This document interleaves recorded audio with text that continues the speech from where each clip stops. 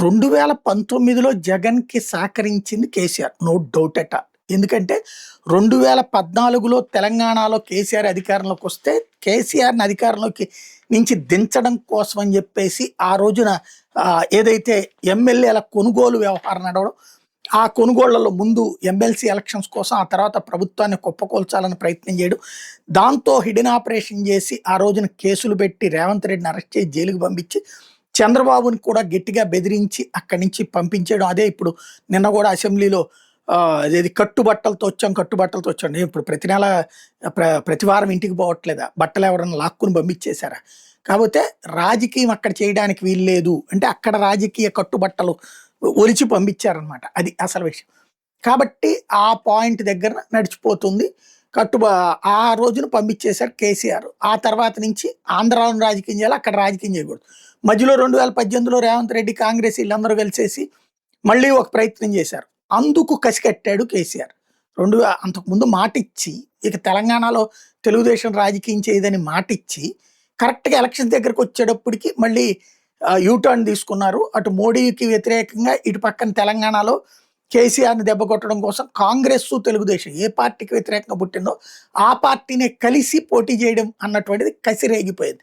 ఆ కసి కొద్దీ అక్కడ కేసీఆర్ 2/3 మెజార్టీతో విజయం సాధించేటప్పటికి అక్కడ ఇప్పుడు ఆంధ్రాలో చేసే ప్రతి కాంట్రాక్టర్‌కి సంబంధించిన వర్క్‌లంతా హెడ్ క్వార్టర్ అక్కడే కదా!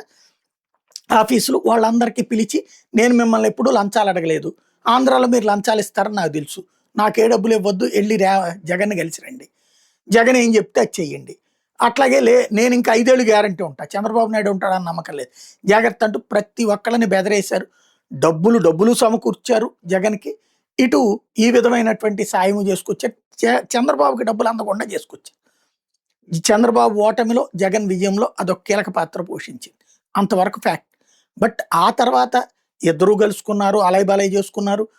అంత మాత్రాన కంటిన్యూ అవుతదంటే మళ్ళీ ఇరిగేషన్ ప్రాజెక్ట్స్‌కి వచ్చేటప్పటికి ఆంధ్రాని దెబ్బతీస్తా తెలంగాణకి నీళ్లు బంట్లించుకోవాలని కేసీఆర్ ట్రై చేసినప్పుడు జగన్ నిర్మోహమాటంగా అడ్డుకున్నాడు. ఆపేశాడు. పైగా గుర్తుంది కదా, నాగార్జున సాగర్, శ్రీశైలం మీదకి పోలీసులు పంపించి మరి హ్యాండ్ ఓవర్ చేసుకున్నటువంటి సందర్భం మన వైపున ఉన్నటువంటి ప్రదేశాలు. అలాగే కేసీఆర్ వాళ్ళే కదా చెప్పుకొచ్చేది, మన నీళ్లకు సంబంధించి ప్రాజెక్టు రాయలసీమ ఎత్తిపోతల పథకాన్ని ఆపింది వాళ్ళు, నడిపించింది ఇతను.